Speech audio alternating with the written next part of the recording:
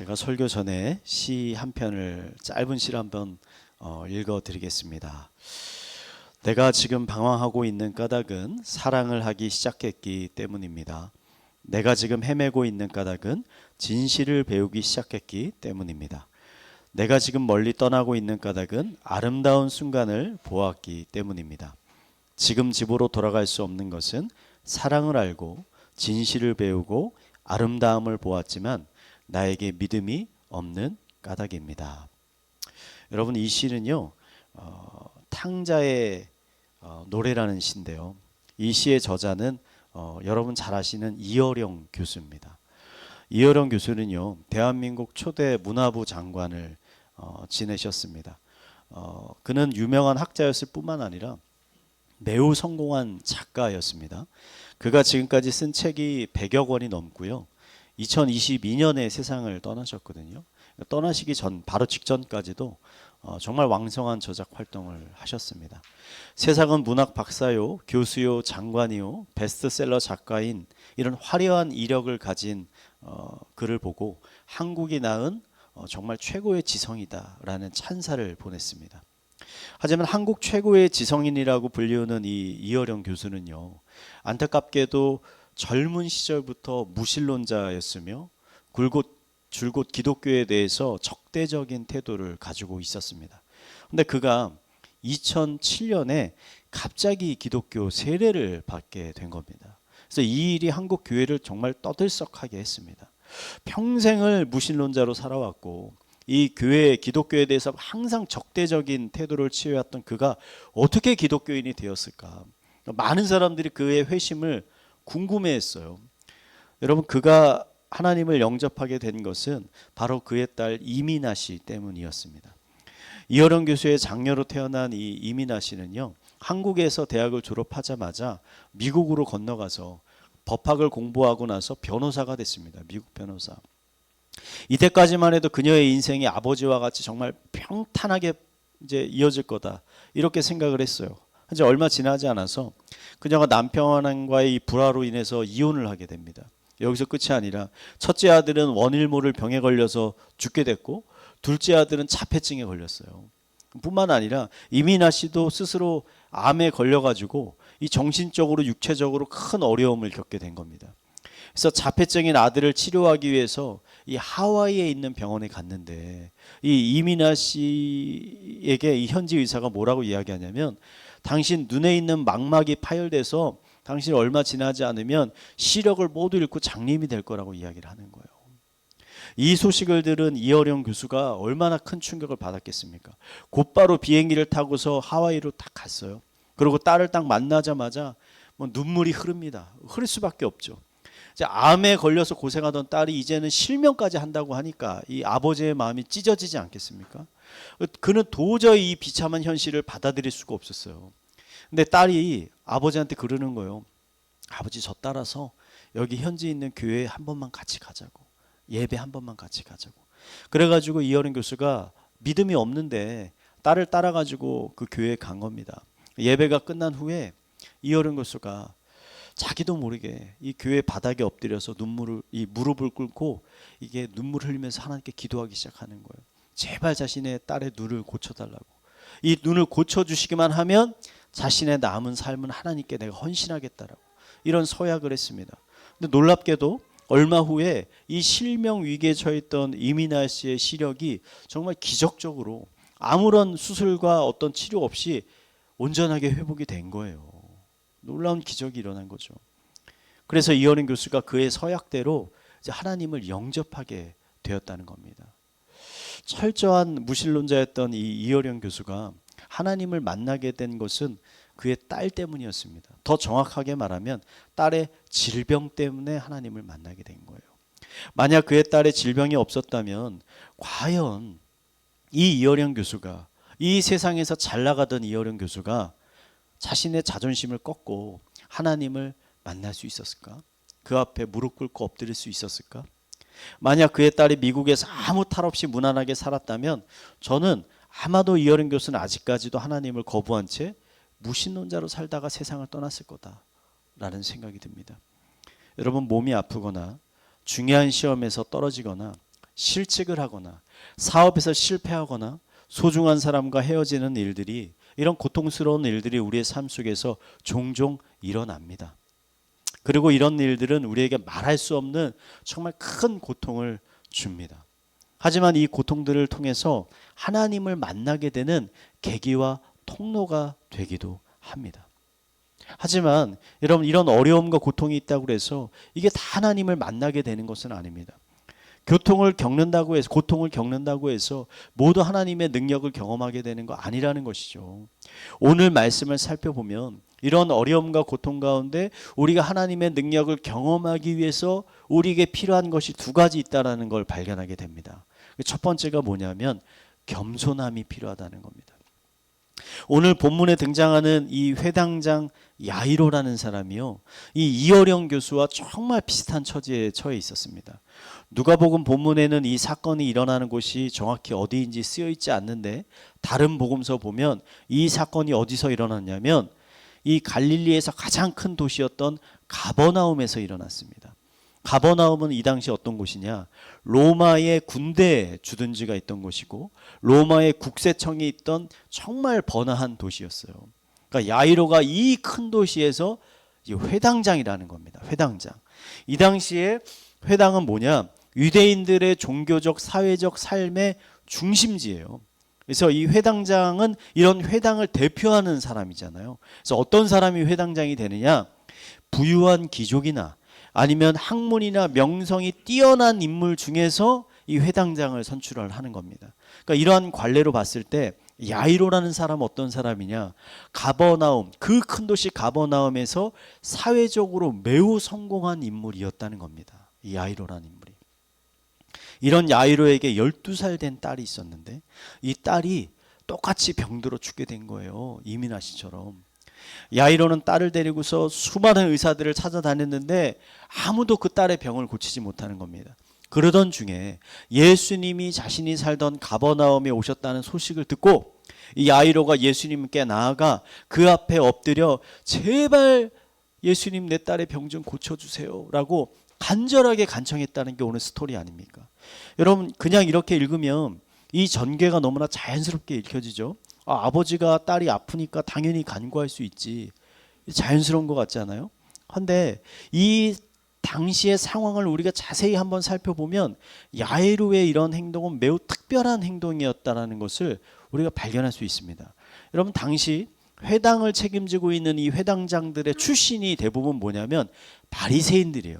거의 100% 바리새인들이 회당장이 되는 겁니다. 이 회당장이었던 야이로도 분명 바리새인이었을 거예요.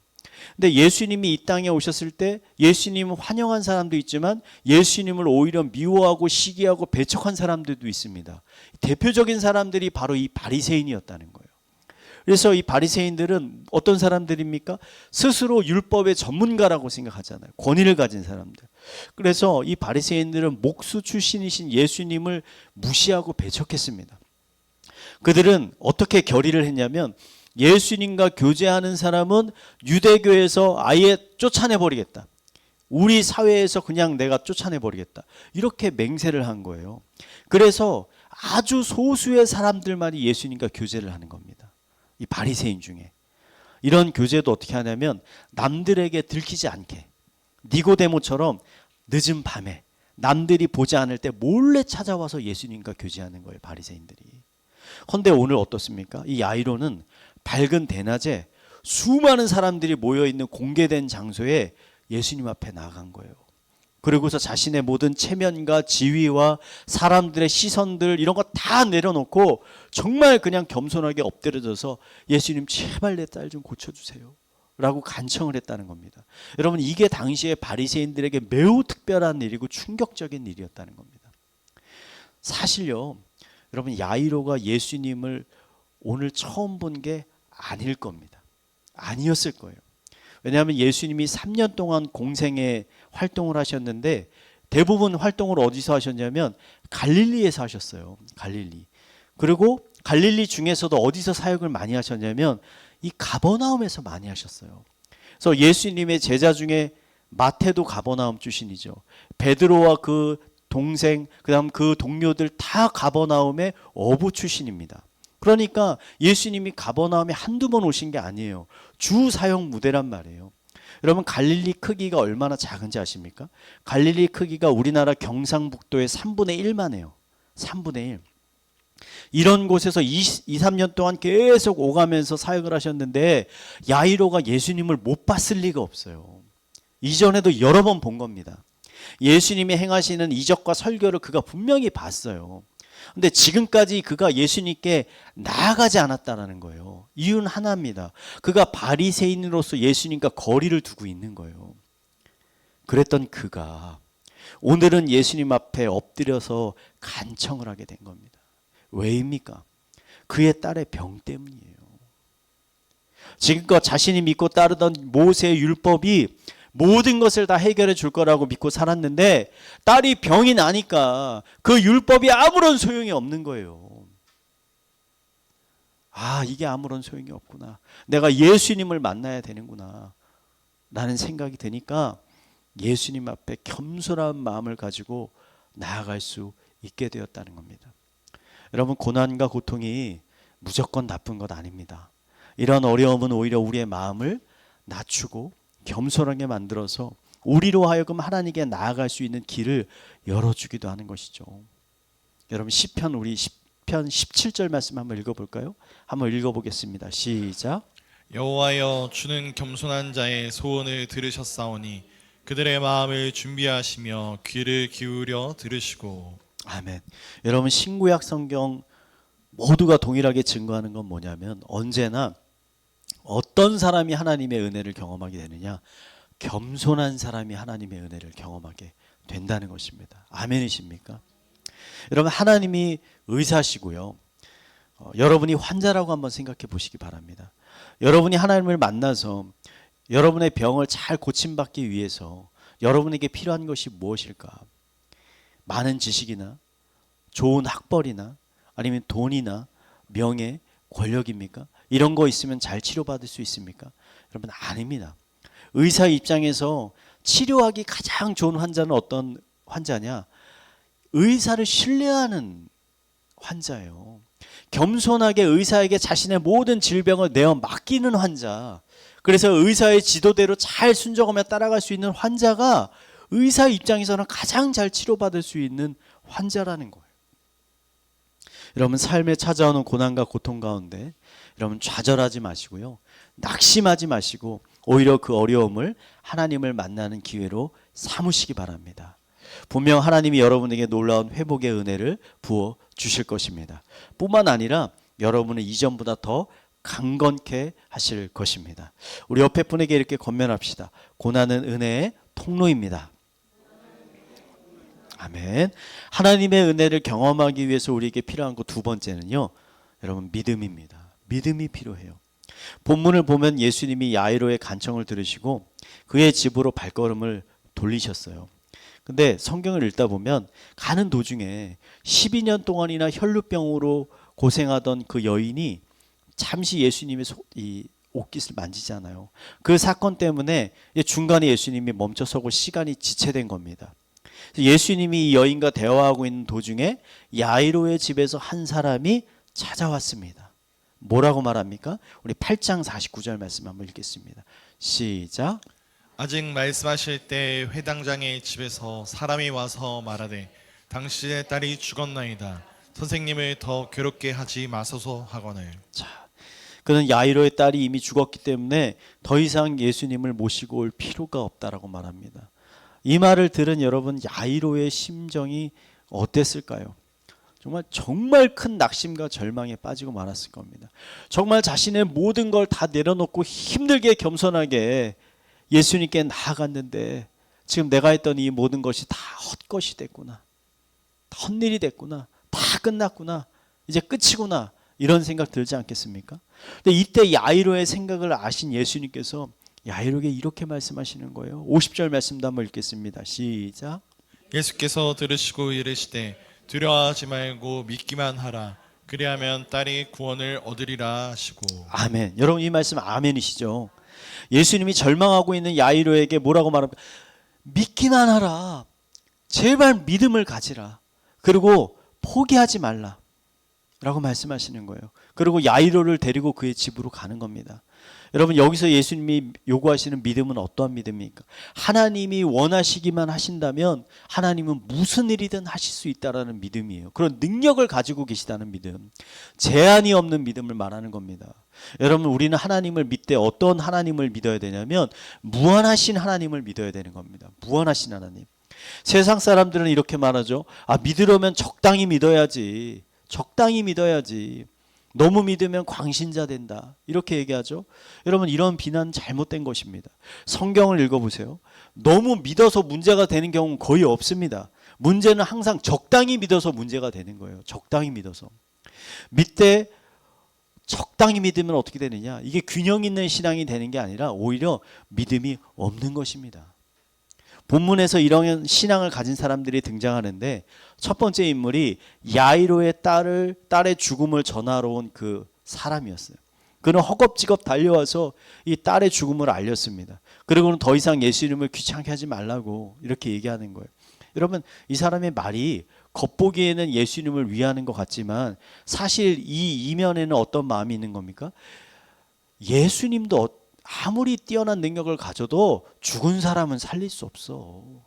지금 이런 생각을 자리 잡고 있는 거예요. 그 사람의 마음 가운데. 두 번째 인물은 야이로의 집에서 울고 있는 자들, 딸의 죽음을 슬퍼하며 울고 있는 자들. 예수님이 이 집에 돌아와서 울고 있는 자들에게 말하죠. 너희들 울지 마. 딸이 죽은 거 아니야. 잠시 자는 거야. 라고 말하니까 성경이 뭐라 그럽니까? 이들이 예수님의 말씀을 비웃었다. 비웃었다. 가소롭게 여겼다. 예수님의 능력을 믿지 않았다는 것이죠. 이 사람들의 공통점 특징, 하나님을 믿되 자신이 가지고 있는 제한된 인식을 가지고 믿는다는 거예요. 하나님 능력 있고 좋으신 분이지만 딱 여기까지 해주실 거야. 더 이상 내 인생을 이 정도까지 바꿀 수는 없어. 내 인생은 여기까지가 끝이야. 딱 요 정도 생각을 가지고 예수님을 믿는다는 거예요. 그래서 이런 사람들의 특징이 뭐냐면 쉽게 낙심하고 쉽게 포기한다는 거예요. 쉽게 낙심하고 쉽게 포기합니다. 삶에 어려운 문제가 생겼을 때 처음에는 믿음이 있기 때문에 기도합니다. 기도해요. 누구나 어려움이 생기면 하나님께 기도하기 시작합니다. 그런데 기도했는데도 시간이 지나도 자신의 기도가 응답되지 않는 것 같으면, 여전히 내 삶이 어렵고 변하지 않는 것 같으면 이 사람들은 어떻게 됩니까? 금방 낙심해서 그냥 기도하는 것을 멈춰버리는 거예요. 그래서 다른 방법을 찾아 나서는 거죠. 예수님이 이런 사람들을 어떤 사람이라고 하셨습니까? 바위 위에 뿌려진 씨와 같은 사람들이다. 씨 뿌리는 비유에서 이렇게 말씀하셨잖아요. 말씀을 들을 때는 기쁨으로 받으나 믿음이 없어서, 믿음의 뿌리가 없어서 시련과 어둠이 닥치면 도중에 믿음을 포기하는 자들이다. 여러분, 이런 사람들과는 다르게요, 가버나움에 오히려 하나님의 능력을 제대로 믿는 큰 믿음을 가진 사람도 있었습니다. 누구냐면 로마인 백부장이었어요. 여기 로마에 군대 주둔지가 있다 그랬잖아요. 가버나움에. 거기에 로마인 백부장이 한 명 있었습니다. 가버나움에 사는 로마인 백부장이 어느 날 자신이 아끼던 하인이 중풍에 걸려서 눕게 됐어요. 중풍이니까 혼자 못 일어나겠죠. 누워 있었어요. 예수님을 찾아가서 자신의 하인을 고쳐달라고 간청합니다. 예수님이 그래? 그럼 내가 고쳐줄게. 같이 가자 라고 하니까 백부장이 놀라운 말을 하잖아요. 마태복음 8장 8절 말씀 한번 읽겠습니다. 시작. 백부장이 대답하여 이르되 주여, 내 집에 들어오심을 나는 감당하지 못하겠사오니 다만 말씀으로만 하옵소서. 그러면 내 하인이 낫겠사옵나이다. 아멘. 예수님이요, 예수님 직접 오실 필요 없습니다. 그냥 이 장소에서 말씀만 하시면 집에 누워있는 하인의 병이 나을 것입니다. 예수님이 한 말이 아닙니다. 백부장이 한 말입니다. 지금 이 말을 듣고 예수님이 깜짝 놀라셨어요. 여러분 복음서를 읽으면서 예수님을 이렇게 깜짝 놀라게 한 사람, 아마 이 로마인 백부장이 유일한 사람일 것입니다. 예수님은 이어서 이스라엘에 이 백부장보다 더 큰 믿음을 가진 사람을 보지 못하였노라 라고 하면서 그의 믿음을 칭찬하셨습니다. 제가 이런 거 보면요, 이런 생각이 들어요. 교회 안에 있는 사람보다 오히려 교회 밖에 있는 어떤 사람들이 교인들보다 하나님에 대해서 더 큰 믿음을 가진 사람이 있는 게 아닐까? 오히려 교회 안에 있는 우리 성도들이, 우리 기독교인들이 그들보다 더 작은 믿음을 가진 건 아닐까? 라는 생각이 들기도 합니다. 결국 백부장의 하인이요, 그의 믿음대로 고침을 받게 됐습니다. 그래서 백부장은 이전에 사람들이 경험했던 것보다 더 놀라운 예수님의 능력을 그가 경험하게 된 것이죠. 여러분, 믿음은요, 하나님의 능력을 경험하는 데 정말 중요한 통로가 됩니다. 여러분 자신의 믿음이 작다고 낙심하실 필요 없습니다. 목사님, 저는 믿음이 정말 작아요. 괜찮아요. 작다고 낙심하지 마세요. 하나님께 믿음을 구하시면 됩니다. 하나님께 구하시면 돼요. 하나님, 저의 작고 연약한 믿음을 긍휼히 여겨주셔서 제 안에 흔들리지 않는 더 큰 믿음을 허락하여 주시옵소서, 선물로 주시옵소서 라고 하나님께 간구하시면 돼요. 하나님께서 믿음을 구하는 자들에게 더 큰 믿음을 선물로 주실 것입니다. 아멘이시죠? 우리 옆에 분들에게 권면합시다. 큰 믿음을 가진 사람이 됩시다 라고. 오늘의 말씀을 정리하겠습니다. 영국의 유명한 기독교 작가인 C.S. 루이스가요, 고통을 어떻게 정의했느냐, 고통은 하나님의 메가폰이다 라고 말을 했습니다. 우리 삶 속에 고난과 문제가 생겨났다는 것은 지금 하나님께서 우리를 부르고 계시다는 사인이다. 하나님이 우리를 만나고 싶어 하신다는 거예요.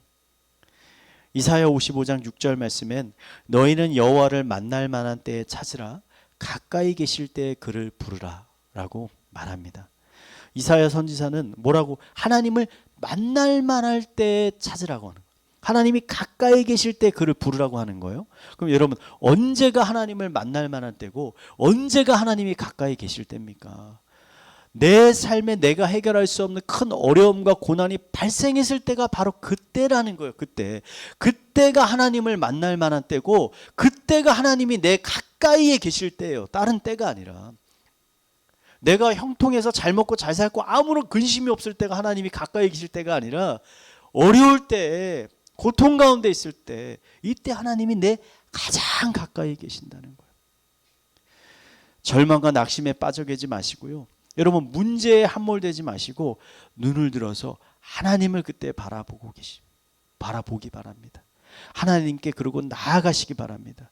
그리고 겸손히 하나님의 도우심을 구하시기 바랍니다. 겸손한 마음을 가지고 야이로의 죽은 딸을 살려주셨던 그 하나님께서 분명히 여러분의 모든 문제를요, 하나하나 해결해 주실 것입니다.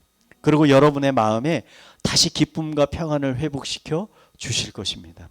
이런 놀라운 회복의 은혜가 이 시간 함께하고 계시는 모든 성도님들의 삶 가운데 풍성하게 부어지게 되기를 마지막으로 축원드리겠습니다.